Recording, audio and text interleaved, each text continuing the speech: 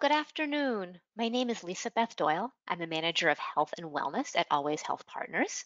And thank you all for joining us today. Past months have been challenging for all of us. And with all of the uncertainty, associated fear, anger, and some hope, we've been looking to offer resources to promote resilience, manage stress and anxiety, and ultimately bring us all to a better place. Today, I'd like to introduce Maria Milagros.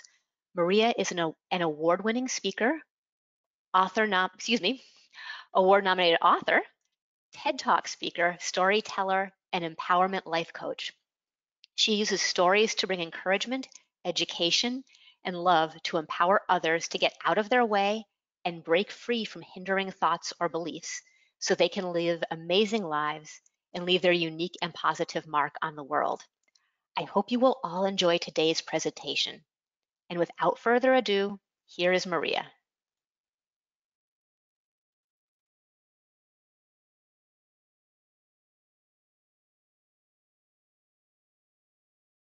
Hello, everyone. Thank you so much for taking out the time from your day to join us in this webinar. This webinar is going to be burnout prevention and recovery. And also thank you, Lisa Beth, for the introduction. I want to make sure that you can see me, and I don't know if you can or not. I'm going to just try something really quickly. There, maybe that. Okay, hopefully we can see. We can see you. Perfect. Okay. So this webinar is about 45 minutes long, so I want to be diligent in using your time. And so I'm going to go ahead and get started. We got a lot to cover in a short amount of time, so I want to make sure that you have something to write with. If not, this webinar will be available for you later so that you can just go back and review and look over the different points that I've given throughout the course of the webinar. All right, so this is basically self-care for success. I want to start by saying thank you to all of you again for carving out your time. I recognize as an entrepreneur, as a business owner, as a single mom, as a part-time employee, time is of the essence. So I am so appreciative of whenever people carve out their time to listen to me and to have this exchange of ideas and this exchange of information. And my hope is that I can give you something that you're going to be able to take away and actually use it in your everyday life to help you deal with, one, preventing burnout. And if you're already experiencing some signs of burnout, then definitely recovering from and then developing resilience to not having to deal with burnout later on. So a little bit about me. I have degrees in sociology and in criminal justice, 20 plus years of human service experience, 15 plus years of public speaking, 10 years of leadership, personal development training and experience. I am a life coach. I'm also a fitness instructor. I'm the oldest girl of 6 kids. That has merit. And I'm a mother. Okay, so before we start, I want to ask you to release any ideas about what you have in terms of what you think burnout is about, what you think recovery is about, and just to release yourself of any of those ideas so that you can come with a clean slate and willing to learn. The one thing that I know with all of my knowledge and all my education is I don't know everything and I don't know all things. So I always try to show up in spaces and say, okay, I'm a clean slate, and I leave myself open to learn something new. So the second thing is to stay open and teachable. And then again, let this moment be about you. And the reason why I say that is because a lot of times I do trainings and webinars and workshops, and somebody will say, my sister needs to hear this, or my husband needs to hear this. They're not here. So let this be about you and what you can learn and what you can walk away from to help yourself get to a healthier and happier place. And then maybe you share the link with the webinar, with those people later on. But right now, just really be in the mindset of, I'm here, I've shown up to learn something so that I can become healthier, happier, and so on. And then this is also interactive. So if you have questions as we go along, or if you have comments, there is a space where you can do that. And then once you do that, Lisa Beth will be able to check in with me after and share any of your questions. All right, so in today's day and age, more and more people are experiencing burnout and finding it difficult to manage all that comes with the current health pandemic and the civil rights movement. Both of those things are happening right now. And so I wanted to make sure to address them because on top of the fact that we're parents and we're working and we're managing our home and we're also dealing with the this health pandemic, which is changing the way that we do everything. And we're dealing with a civil rights movement. And so that is also causing us to really check in with our own biases and to do some really heavy internal and emotional work. And all of those things piled up can lead to burnout if we're not carving out the time to take care of ourselves. So now more than ever, it is essential that we make our own health a priority. The better that we're able to take care of ourselves, the better equipped we are to show up and to give and to connect and to love from a place of overflow rather than from a place of overwhelm or exhaustion. I don't know about you, but as a mom, when I haven't slept well or ate well enough, when I show up, I'm not my full self, right? I'm giving you what's left at the bottom of the barrel, or whoever, or even my daughter. And so it's essential that we start here. All work starts here. I have to take care of myself first and foremost so that I can show up and give to my daughter and give to the people that I work with and give to you from a place that really feels effective, right? And so the work has to start here. So in this workshop, I'm going to go over 7 practical tips that when applied to our everyday lives can help heal and prevent burnout. All right, and I want to be clear, I'm speaking from personal experience and from education, because I worked for a crisis center for many years. It was my first real job when I was in college, and I found myself burning out every couple of months.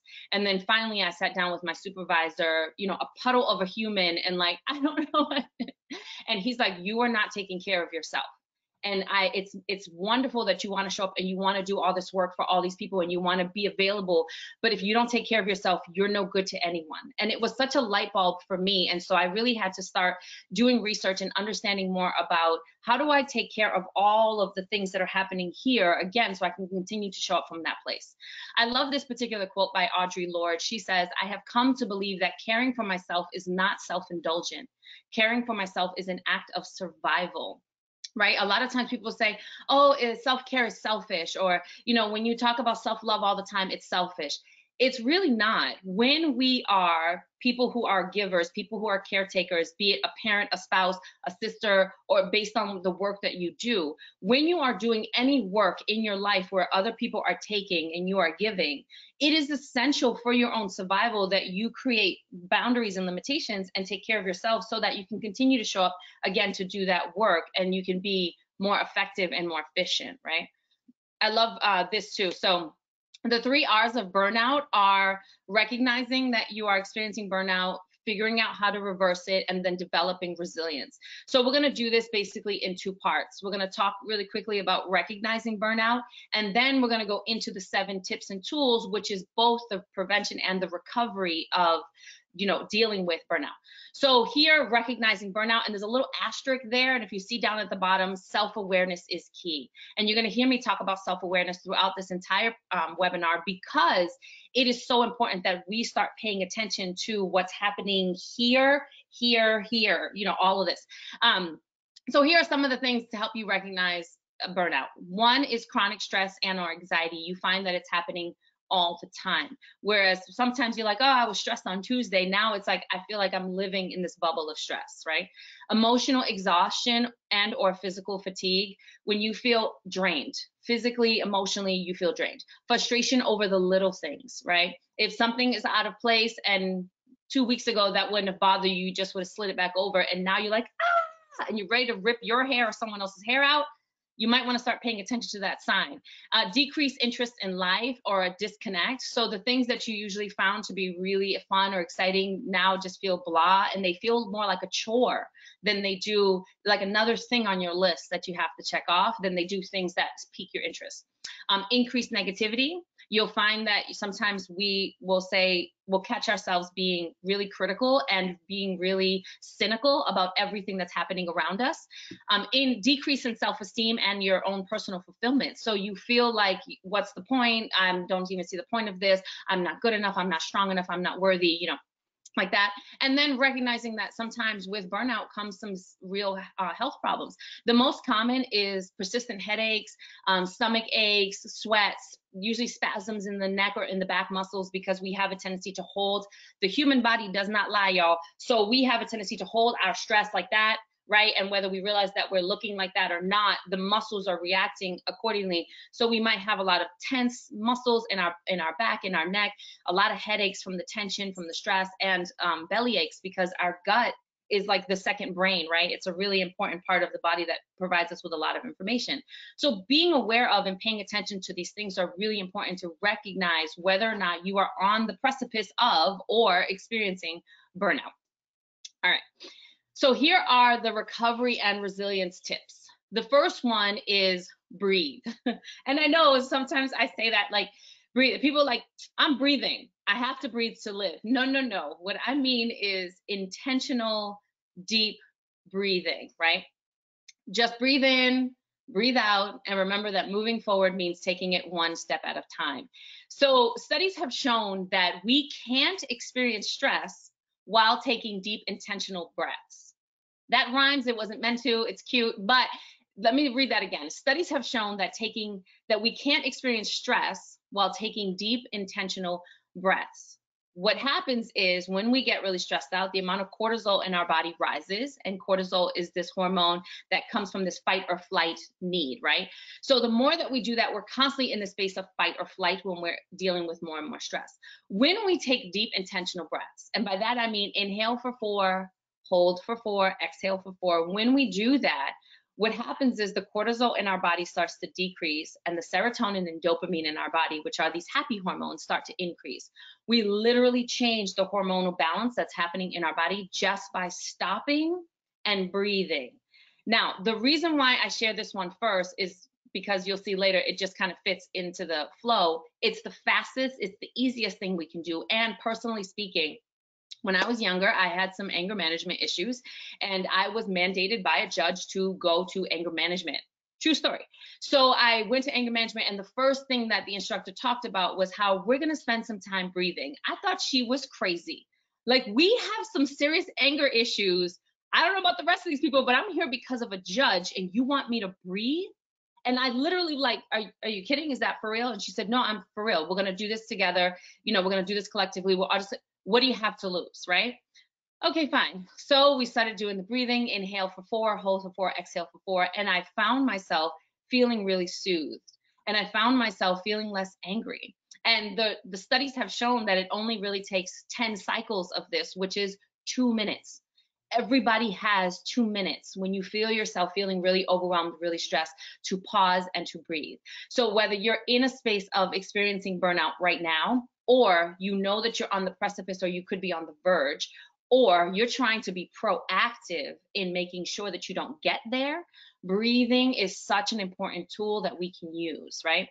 So here we are right here. This might sound crazy. I don't care. I'm the one in charge right now. So I'm going to invite you to join me in this moment, and we're just going to practice a couple of cycles. We're not going to do the full 2 minutes because, again, I got a lot to give you in 45 seconds, but I just want you to just practice for a little bit, feeling what this feels like. Okay, so if you're sitting or if you have an opportunity to lay down, just don't fall asleep. Go ahead and take a seat, and I want you to press your feet into the floor. And if your hands are available to either be palms up or palm down, take a second and just kind of flip them and get a feel for which one feels more natural for you. And then just sit up nice and tall and line up your head with your spine. Sit up nice and tall, press your feet in so you can feel your feet grounded into the floor. Palms are up or down. And then if you feel comfortable, close your eyes. And then I'm just going to guide you through an inhale for 4, hold for 4, and exhale for 4. So take a deep breath in, 2, 3, 4, hold, 2, 3, 4, and exhale, 2, 3, 4, and inhale, 2, 3, 4, hold, 2, 3, 4, and exhale, 2, 3, 4, inhale, 2, 3, 4, hold, 2, 3, 4, exhale, 2, 3, 4, inhale, hold, and exhale. Last one, inhale, hold, and exhale. Nice. So you can just go ahead and in the comments or in the chat, just how'd that feel? And that was only 1 minute. And I over here just kind of guiding you, and I felt myself, my shoulders kind of went down a little bit, and I went like, oh, right? It's such a great tool, and it's such an easy tool, and it's such a tool that we can grab anywhere, anytime.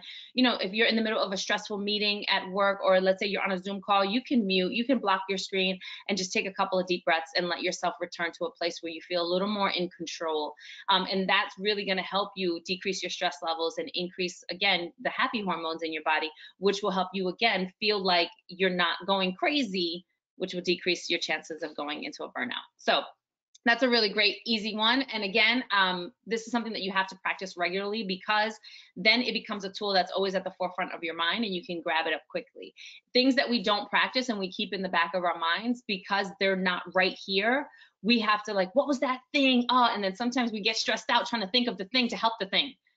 That's just a headache. So my suggestion is to practice as much as possible. I practice first thing in the morning when I wake up. I do have a regular meditation practice, and then I practice at night before I go to bed. And sometimes I just find myself doing this deep breathing before I go to bed to help soothe me into sleep.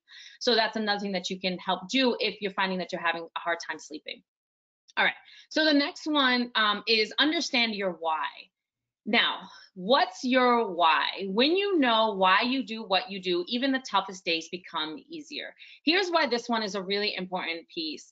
Personally speaking, when I have things written all over my house and posted all over my house, and when I know why I'm doing what I'm doing, then I have like a target, right? And I have a goal in mind. So then the little things that kind of pop up that would usually stress me out, I go, I can figure this out. That's fine. That I'm not even going to waste my time on that. And I can kind of sift through because I see my target, right? It's like I'm keeping my eye on the prize. I know why I'm doing what I'm doing. And if it's, let's say for instance, I make sure that every day I carve out time specifically to sit and play and be with my daughter. And in that time, I shut off my ringer, I put my phone aside, we have no devices. Why? Because our relationship is important to me, and I want to make sure that, you know, she knows that this is a safe space to come to, not just when things are good, but also when things are bad. So we have to develop that rapport. Why? Right? When I do the work that I do, why is it important that I do the work that I do? Because I know where I've been. I know my experiences. I know the hardships that I had to overcome in my youth and growing up. And I know that other people are suffering. I know that I have some tools and some knowledge that I can share with them to help them relieve their suffering. I know that when they relieve their suffering, they are better for everyone around them. I know that that creates ripple effects for the entire planet.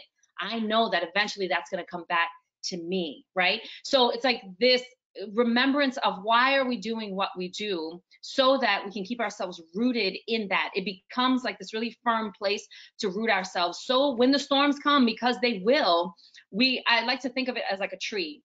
And you know, sometimes my work is to be the branches and to provide the shade, and sometimes my work is to go into the trunk and to be that strong rooted place. And that why, knowing your why, is in that trunk, so that when the storm comes, which it will, and leaves will fly and things, maybe you'll lose some branches, but if you're in your why and you're rooted in remembering why you're doing what you're doing, you're also getting the nutrients that you need from the roots, right? And you're reminding yourself, oh, this is why this is important to me. And then it creates a motivation, an internal drive, or rather a discipline for us, that then the things that pop up that feel overwhelming and exhausting don't really feel like that anymore, because I'm determined and gung-ho. I know everybody has had an experience before where they have like been so determined, like you put on your blinders and you are so determined to accomplish something that everything that got in your way, you just kind of did like this, right? And then when you achieve that thing, you're like, I did it. I know everybody has. Every human that I've ever talked to has had that experience. And whenever I talk to any of my coaching clients, I make them recall for me some of these stories. And then they go, oh. So it is so essential that we remember why we're doing what we're doing, and then use that as a way to guide us towards our target, so that as things come up, which they will, we can remind ourselves like, no, that's my important goal. That's where I'm headed. I can deal with that. I'm going to delegate that. I can pass that off to somebody else. That's not even my problem, right? And like be able to sift through our stuff, just being in a space of remembering why. So know why you do what you do. It can make a huge difference between losing and saving your sanity. That's my favorite thing, because I'm like, okay, why am I doing this? And sometimes my clients will call me and say, oh, I'm so stressed out. And okay, why are you doing what you're doing? Because I love these kids that I work with in this art program and blah, blah, blah. And then they go, oh, you know what? I got it. And the other thing is too, a lot of times we have like this situation that pops up, and this tiny situation becomes all encompassing. When we look at the greater overarching why, it also provides us with clarity. And when we have clarity, we find more solutions. And when we find more solutions, we're less stressed. So then we look at that problem and go, got it, I know what to do, right? So returning to your why is also a really important thing. My recommendation in practicing it is to write it out. If you have a journal, write it out. If not, I keep these little postcards at my desk and just kind of everywhere in my life. I have some in my handbag too. And as things pop up, I write mantras or affirmations, and I write my why, and I keep it posted. It's right here at my desk to remind myself, why am I doing what I'm doing? Okay. And the great thing about the why too is that that why is so important. And my work is so important to me, my relationship with my daughter, that I have to take care of myself so that I can keep doing that thing, right? So that's another reason why writing it out and being clear about what it is would be really helpful for everybody, I believe. All right, the next one is this: rest and recharge. Lord have mercy. If I had to learn, and I'm still honestly learning. To date, I'm having a rest day from working out, and I said to my daughter this morning, I feel lazy. I'm taking a day off to rest my body from physical exercise, and I feel lazy. I have to we have to be okay with recognizing that rest and recharge is so important. I love this quote by the Nap Ministry. You can follow them on Instagram or like any platform really. Oh, how powerful it is to make space to rest.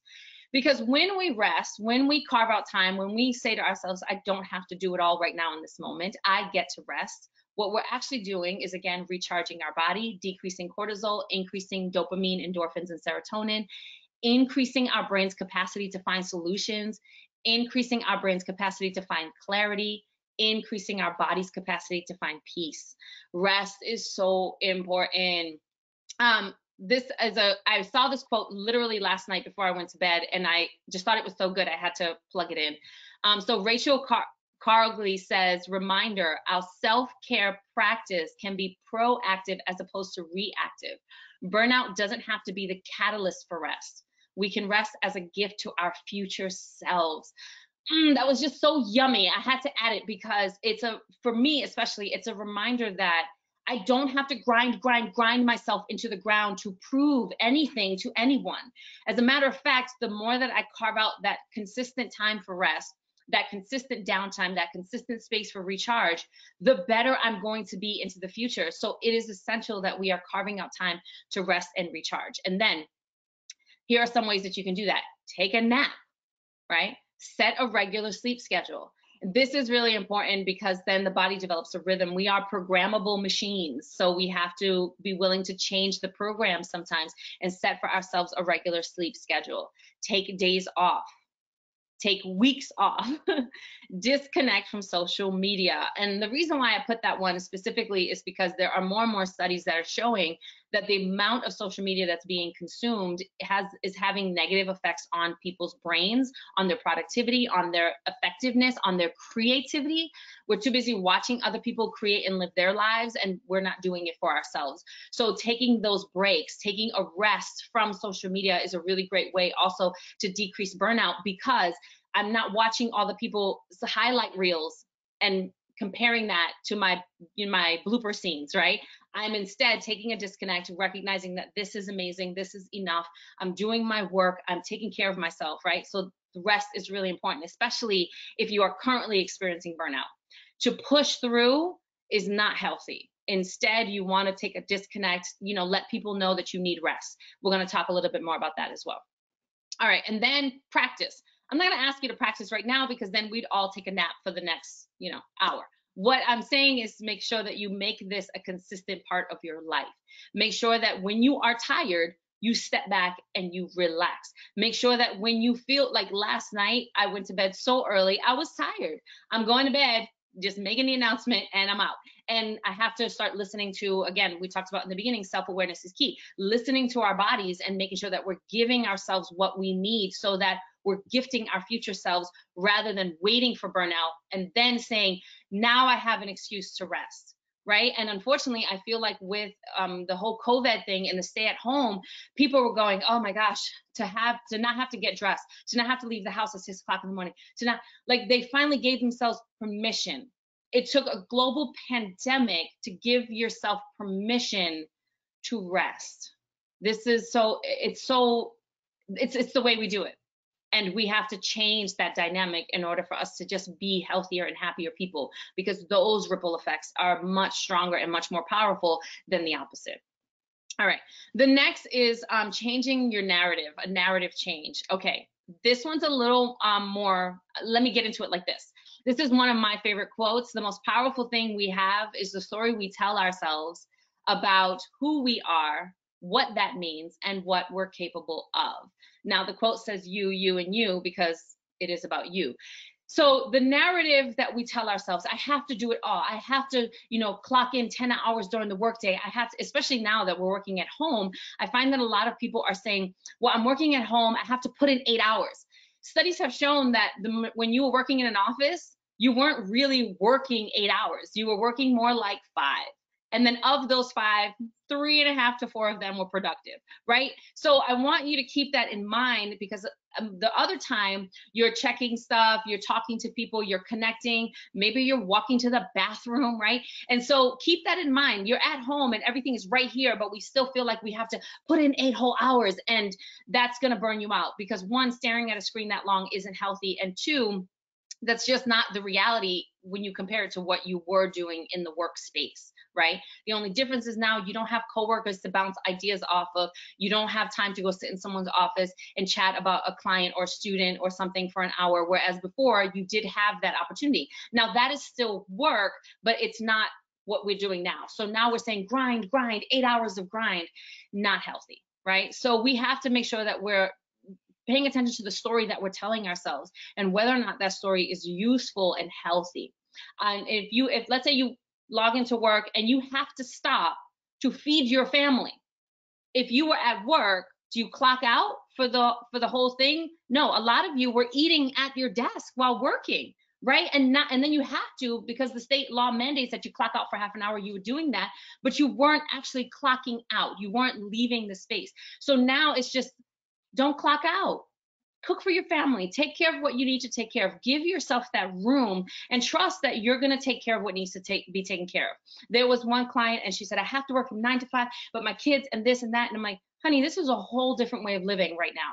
And I think that your boss would understand if you said, I'm going to clock out and leave work between 11 and 3 and focus on my kids. And then I'll come back for an hour or two. And then when the kids go to bed, I'll put in another hour or two. When she actually talked to her boss, when she said, oh my gosh, I can change this narrative, and then talked to her boss agreed and said, that's what I'm doing.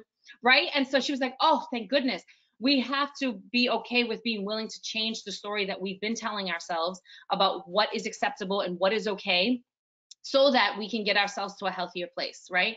And again, the most powerful thing you have is the story you tell yourself about who you are, what you're capable of, and what that means. And so that could mean changing your schedule. That could mean moving things around. That could mean taking some time off, right? That could mean saying to yourself, I don't have to do everything every time, every minute of every day. I don't have to be all things for all people. I'm doing the best that I can with what I got, right? That's a great story to repeat to yourself over and over. I'm doing the best I can with what I got. And then do your best, right? Don't use that as an excuse and then you're Netflix and chilling. Be for real. I'm doing the best I can with what I got. And then give yourself the room to really do your best in this new dynamic, in this new space, with the weight of everything that's happening in the world, and with the weight of what you're trying to deal with in your own home and within yourself, right? So narrative change. Okay, so you don't have to do it all. Learn to say no to the things that drain you. That's also a great part of changing your narrative. A lot of times people will say, my boss assigned me this and I have to do this report, and I'm one person, and no, right? A lot of times people will say, oh, but I'm afraid to say anything because I might get fired. Well, one, you don't really know that you're going to get fired. You're making an assumption, narrative change, and you have to be willing to ask for what you need. Would it be possible to find someone else who can do that, because I'm already dealing with this? Having a real conversation with bosses, employers, employees, and saying, this is where I'm at, and then divvying up the work. There was another company that I worked with, and when they went virtual rather, they weren't doing well. And then having conversations, I didn't even have to do much. I just facilitated a conversation between them. And then they were like, oh, you know what? I can do that. And oh, you know what? I'll take that off your plate and I'll do that because that's easier for me. And the one woman who her kids were grown up and moved out, she's like, oh, I have time. I can take care of that. Why don't you do this instead? And then they came together, everybody collaborated, and they were able to change the narrative. They were able to change the story of how things were done so that everybody got what they needed, and it was just a healthier space for everyone, right? And then the other thing is too, you want to say yes to the things that bring you life, that make you feel alive, that bring you fulfillment. And I'm not just talking about in work, I'm talking about in life in general. A lot of times, again, people will say, oh, I have to do all these things, I have to work, I have to, and then they carve out zero time for themselves. Changing the narrative. I have to take time for myself so that I can be better for everyone around me, so that I can be healthier, so I can be more productive, so I can give more, right? That's a really important narrative that we have to start changing in our minds. And then again, practice, write it out. If you have a journal, if you have a notebook, if you have a sheet of paper, write it out. Like, here's the old story I was telling myself, and it's not healthy, and it's also like toxic. Here's the new story. And this is, again, not just about work. This is about life. This is about relationships. This is about knowing that you are deserving and worthy of happy and healthy. You are deserving and worthy of happy and healthy. That is the story that you should be telling yourself. And then figuring out the details of that is the work that you do when you write it out, right? All right, the next one, segue right into this one, this is nice, is optimize fun. So Michael Jordan said, just play, have fun, enjoy the game. This is again, when we talk about saying yes to the things that bring you life, when we talk about the narrative that we give to ourselves and that we constantly repeat, when we talk about rest and recharging, I'm also talking about fun. It is this, adults don't know how to play. Adults do not know how to just have a good time. If we were doing this webinar live, this workshop live, and we had more time, what I usually do is I put on some Shakira and I make everybody get up and dance around the room. I'm not kidding. And if we have a lot of time, we do like a conga line and everybody just kind of goes around and dances around this line. Because we have to recognize that when we take time to have fun, to tap into our creativity, to do things that feel like joy, what we're actually doing is we're recharging our bodies, we're boosting our brains, we're creating synapses right to left, which is opening up new opportunities for solutions. We're becoming more effective, we're becoming more productive. Truly, we're becoming more productive. People who know how to have fun on a consistent basis are also less likely to experience burnout because they're making sure that fun is an essential, intentional part of their life. Michael Jordan, who is considered to be probably one of the greatest, if not the greatest basketball player ever, who we all know, I don't know if you know his story, but I feel like everybody by this point knows his story. He was cut from his basketball team, and then all he did was practice, practice, practice, practice, practice. It sounds like when people hear that, grind, grind, grind, grind. But to him, that was fun, fun, fun, fun. Here's one of the hardest working men in basketball, and in the peak of his basketball season, this was his quote: just play, have fun, enjoy the game. So if we go back to why am I doing what I'm doing? How can I incorporate more fun into this? How can I make this more fun for myself and for everybody that I work with? How can I make sure that when we have meetings that there's fun involved, right? There's one company that I worked with, and every time they start their meeting, they rotate who gets to pick the jam. And then the meeting starts with a jam. And for the first couple of minutes, people are just kind of dancing in their chairs and jamming out just to give it an air of fun. Because then what happens is you don't feel stressed. You don't feel like this about the meeting. Your cortisol goes down, your dopamine and serotonin go up. And when they do, you are more creative. You are more efficient. You are more effective. You have more clarity. You come up with more solutions when you're in that space, right?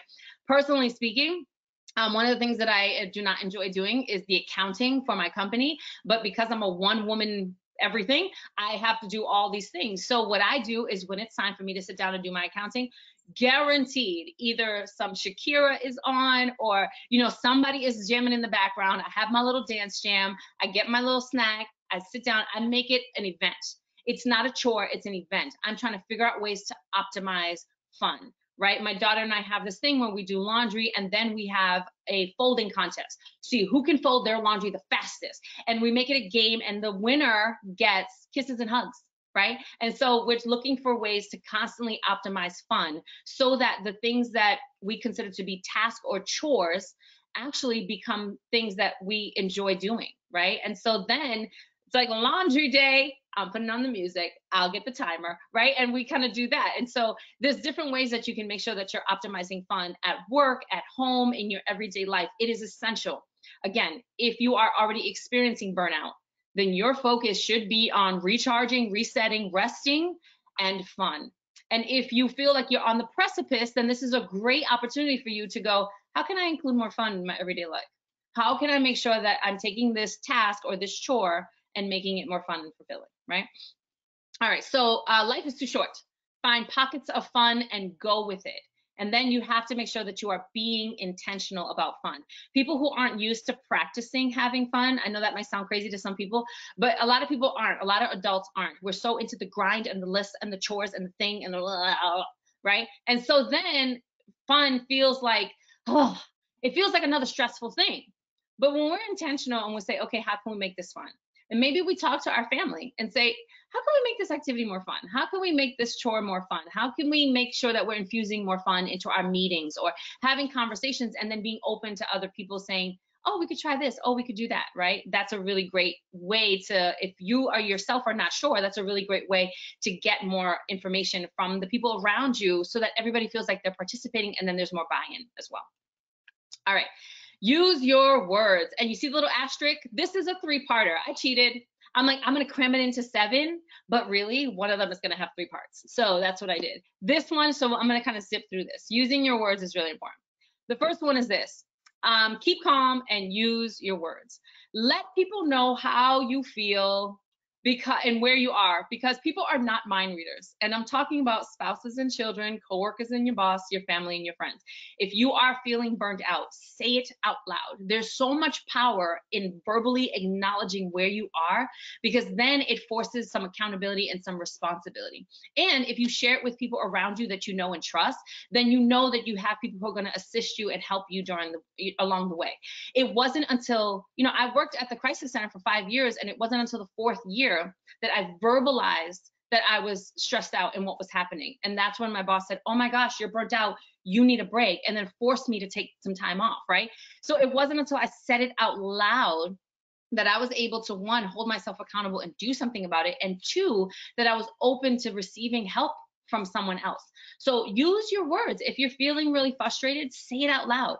If you're by yourself and you're in the middle of a work thing or you're in the middle of a life thing and you go, oh my gosh, this is so frustrating. Sometimes just saying it out loud can feel like, okay, I put a word to it, right? So using our words can be a really powerful way to help us along the way. And then part 2 is you will never speak to anyone more than you speak to yourself in your head. Be kind to yourself, tiny Buddha. So this is what I'm talking about here is affirmations. So then when I say, okay, this is really frustrating, I step away, I take a couple of deep breaths, maybe I'll have a dance jam, because physical activity is a really great way to change what's happening in the mind. The psychology and the physiology are connected. So then I step away and then I go, okay, this might be frustrating, but here's what I know. The most powerful thing that we have is the story we tell ourselves about who we are, what that means, and what we're capable of, right? Here's what I know. I know that I'm solution oriented. I know that I am intelligent. I know that I am able to figure this out. I know that I don't have to do this by myself. I know I can reach out to some people. And then using affirmations, these types of positive statements, to change the dynamics of what's happening within us, right? So again, we go back, we use our words, we say it, we declare it out loud, either to ourselves or to the people around us. And then we use our words to change the narrative, right? I am are the most powerful words you can use towards yourself. I hear a lot of people, even if they're joking around, even if they're joking around, they go, oh, I'm so dumb. I go, excuse me, what did you just say? Oh, no. Because the person you're talking about, I care about. And so I cannot let you speak to yourself like that. The truth is, you're not dumb.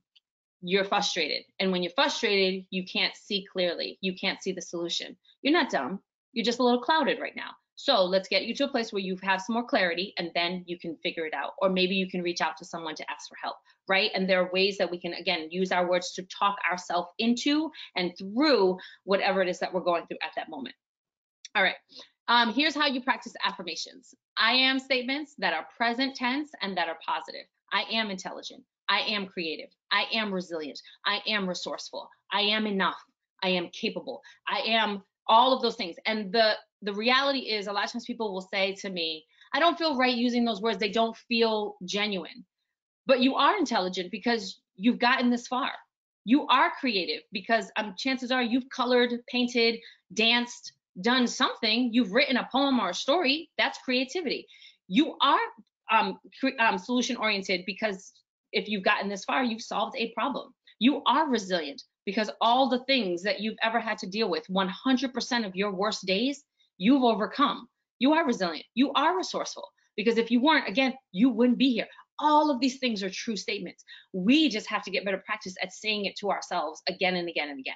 I am resilient. I am capable. I am resourceful. I recommend using affirmations on a daily basis. I do it with myself. I do it with my daughter. I do it with all of my webinars and my, like, the practices that I do. Yep, I am, I am, I am. And sometimes it's one thing that you need to say over and over again. I am enough. I am enough. I am enough. I am enough. For a lot of people, that's the one. This idea that they're not enough and they have to prove themselves by grinding, grinding, and grinding, which again will lead to burnout. No, that's not your work is not to grind. Your work is to take care of yourself so that you can continue to show up from a place of love, from a place of extra, and then give that to create a positive impact on the planet, be it in your relationships at home or through the work that you do or through your volunteer work or whatever it is. But it has to start here, right? And so the words that we use towards ourselves are the most important words. And we can use those to kind of claw our way out of burnout. I am amazing. I am capable. I am positive. I am enough. I am enough. I am enough, right? All right. And then the third is using your words for gratitude. Gratitude turns what we have into enough. Studies have shown that consistent gratitude work can cure depression. Here are two studies that I listed here. There are, I don't even know how many more. I found over 2,000 a couple of years ago when I was doing gratitude work research. There are over 2,000 studies that show that when people practice consistent gratitude work, it not only cures depression, it can help you recover from burnout, it can help you deal with anxiety and a slew of other things, right? And it's really simple. I'm grateful for my phone. I'm grateful for chapstick. I'm grateful for my body. I'm grateful for my health. I'm grateful for love. It can be little things, big things. It can be people, places, or experiences. It can be everything and anything, as long as you feel a true appreciation, right? When someone goes through a gratitude list, again, if we were doing this live and we had more time, I would have people say to each other 2 or 3 things they were grateful for. And the thing that I notice every single time without fail is that when we do gratitude work, everyone is smiling. Even if you were in the middle of thinking about the worst problem in your life, you start talking about things you're grateful for and you cannot help but smile, because again, gratitude work changes what's happening in your body. When we are experiencing burnout, one of the most important things we can do is stay focused on the present moment, right? Burnout a lot of times comes from that overwork, that grind, that thinking I have to prove something because of the past in order to make it somewhere in the future, missing out on this particular moment. So when we practice gratitude work, we're saying, I am enough.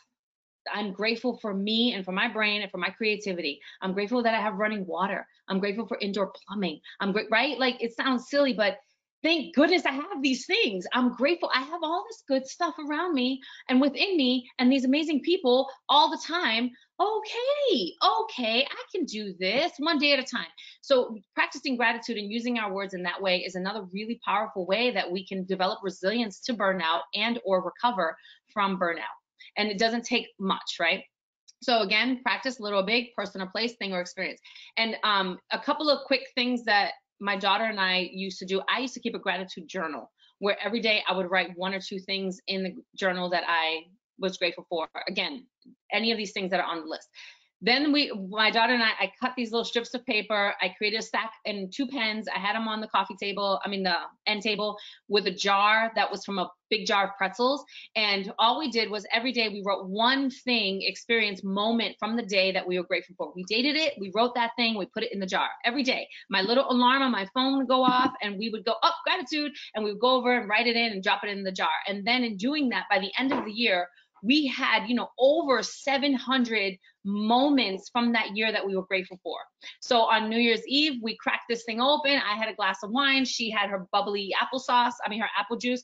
We put on some music. We started reading through all of these moments of gratitude. And by the time we were done, the floor was covered and she was making snow angels, right? Paper angels in all of these pieces of paper. And I went, oh my gosh, we have a tendency to focus on what's going wrong and overlook all the good that's in our lives. And by this practice alone, it really reinforced for us the necessity for gratitude work on a consistent basis. And so it's something that we do every single day. When we used to drive to school, we would do it in the car. When I pick her up, what was good about the day before we go to bed? Gratitude, what, you know, a couple of things or moments from your day that you're grateful for. It doesn't take much, and it's a really great way to build bonding for teams, for families, for, you know, all relationships. Hey, what are you grateful for? Every now and then I'll shoot off a text to some of my closest friends and say, hey, tell me 5 things you're grateful for and why.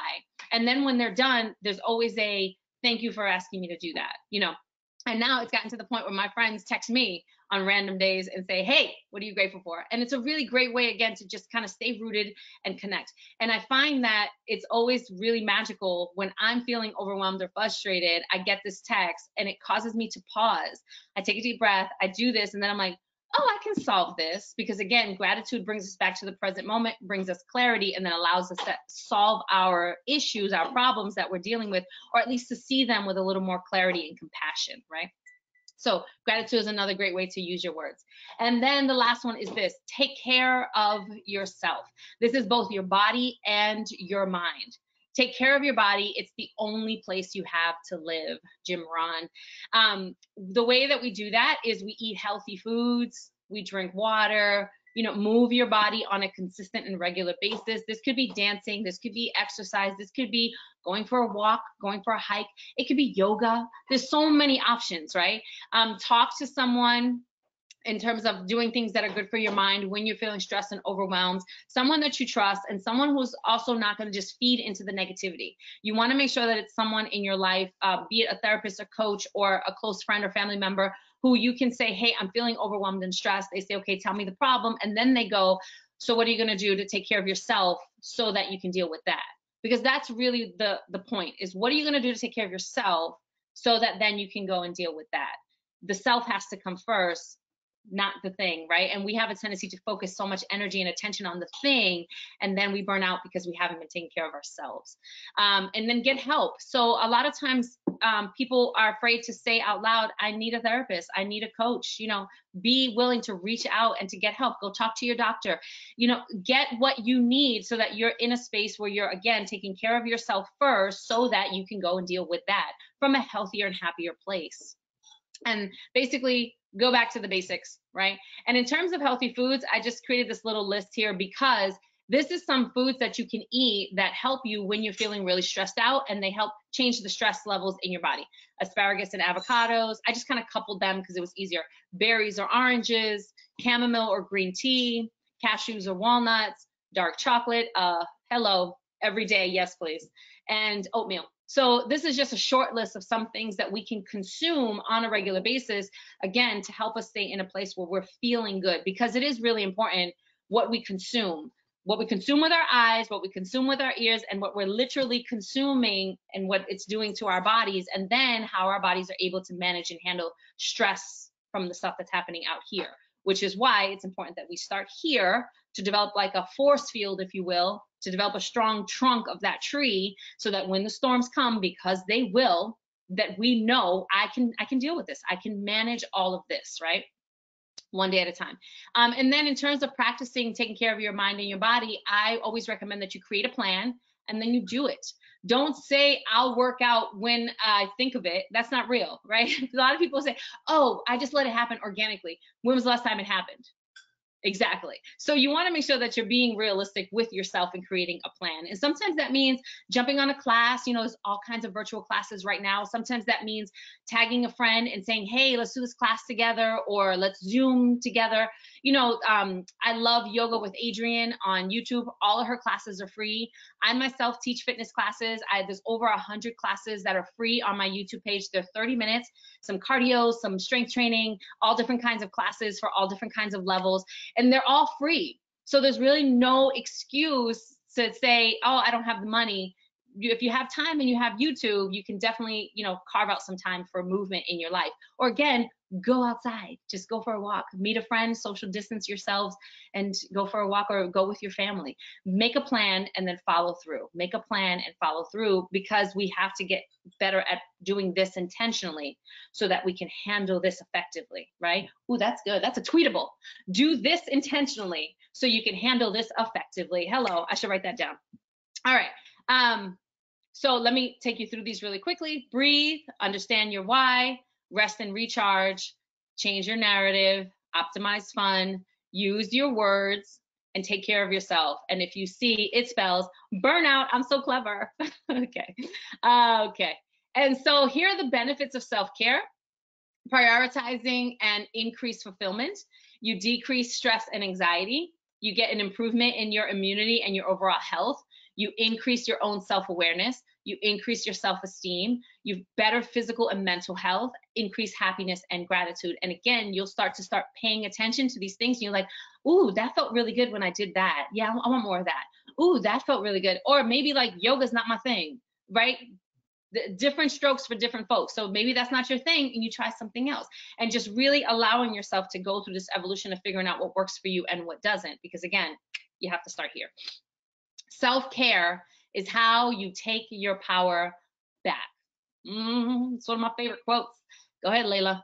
And okay, so if you have any questions, comments, I'm going to pass it over. But before I do, I just want to say thank you again to all of you for carving out your time to attend, and to Always Health Partners for asking me to join and to be a part of this.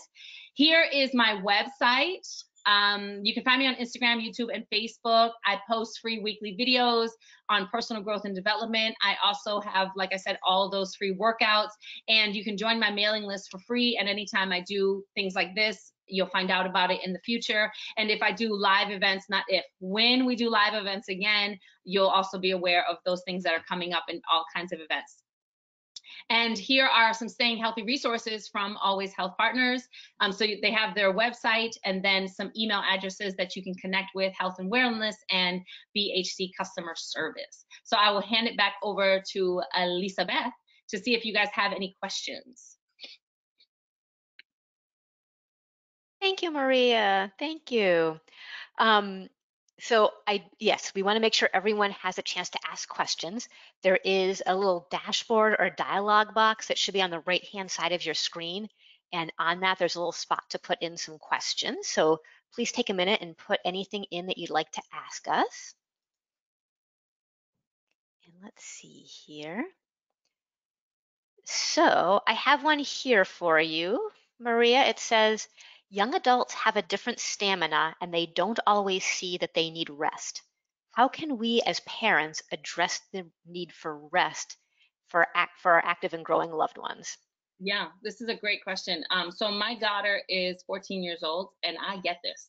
So she and I had a conversation, and when I work with young people, I always tell them, so I do the sandwich technique, which is basically like I start off with, I care about you, I love you, I appreciate you, right? And being sure to say it like that and not like, you need to get, right? Because then they can't hear you. Especially young people, they get very defensive and they know everything because they've been on the planet, 14, 17 years. And so we want to make sure that we're coupling everything that we give to them from a place of love. So starting with, I love you, I care about you. And did you know that developmentally, you'll be better off if you got a full 10 hours of sleep? Did you know? Like, isn't that crazy? And then they're like, what? Right? So giving them these little data points and nuggets, and then going again, why don't we try setting your bedtime for? And here's the thing that I want you to remember. You are the adult. It's your house, right? Like a lot of times parents are afraid to be the parent as the kid gets older because they don't want to mess with the rapport or damage the relationship, or at least they believe that that's what will happen. So my suggestion is, again, come at them from a place of love, give them a data point, and then say, hey, we're going to try this, right? We're going to try this because I think it's really important that half an hour before you go to bed, you shut off your screen. Let's play a board game. And then we're all going to go to bed at this time and see how we feel in the morning.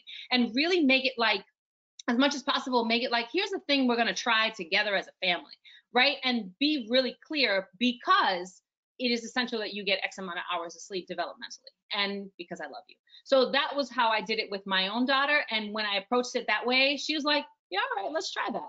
Right. And again, our dynamic is as such that I don't ever like rah rah rah. Instead, I'm like, I love you developmentally. Here's where you are, hugs and kisses, and then kind of spoon feed it to her rather than try to shove it down her throat. Right. Great, thank you. That's very helpful, very Yeah. helpful. And we have a comment here. This person who wrote in said she really enjoyed your breathing exercise and also wanted to comment that Apple Watch has a breathe exercise available that she finds very helpful. So I'm going to put Awesome. that out to people who have the Apple Watch available to them. Awesome. Thank you for sharing that. Thanks. And then let's see here. I have another one here which says, hearing about all your tips and tools feels just a little bit overwhelming. How or where should I start, or are there a tip or two that you think are most important?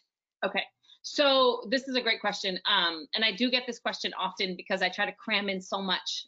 So my suggestion is to read through all the different tips and tools, and then again, self-awareness is key. Check in with yourself and say, where do I think I can get the most out of, like the most bang for my buck, essentially, from which tool? And for some people, you might find like, I never have fun. I need more fun in my life. And then making that a priority. And for some people, it could be, I need to just learn how to sit and breathe and hit that pause button whenever I hit stressful moments, because I find that I'm hitting them a lot. For some people, it could be, you know what, I'm okay with some of those things, but I could be taking better care of my body. So it's really a matter of paying attention to yourself and being aware of what it is that you need, and then choosing one. My suggestion is always choose one, make it a habit, make it a new program, and then move on to another one. When you try to do a complete overhaul, it's not sustainable and it's overwhelming, and that's not the point of this. So choose one thing. You know what? I could really use naps. I could get my butt to bed earlier. Choose one thing that would really work for you, and then let that become your focus for a while. And once you get a handle on it, then you can move on to the next. Good. Thank you so much. And thank you again, Maria. This has been really great information, great recommendations. We really appreciate your time today. And I hope everyone has come away from Maria's presentation with some new and useful information that they can implement. Thank you. Thank you. Um, I would like everyone to hopefully take a moment and complete the 3-question evaluation at the close of the session, and keep an eye on your inbox for a copy of the recording that you can listen to again or share with your friends and colleagues. And then before we wrap up quickly, I just want to let everyone know about telemedicine benefits, including benefits for behavioral health, which covers depression, depression, stress, and anxiety. So in order to keep people healthy and prevent the spread of COVID-19, Always Health Partners, along with many other carriers, has significantly expanded coverage for telemedicine, particularly during the COVID-19 emergency. And we urge everybody to continue to keep up with appointments, particularly for condition management or any new concerns that you may have. Behavioral health is a covered benefit for Always Health Partners. And the last slide with the resources, the one that starts with BH, is the email box if you'd like any assistance.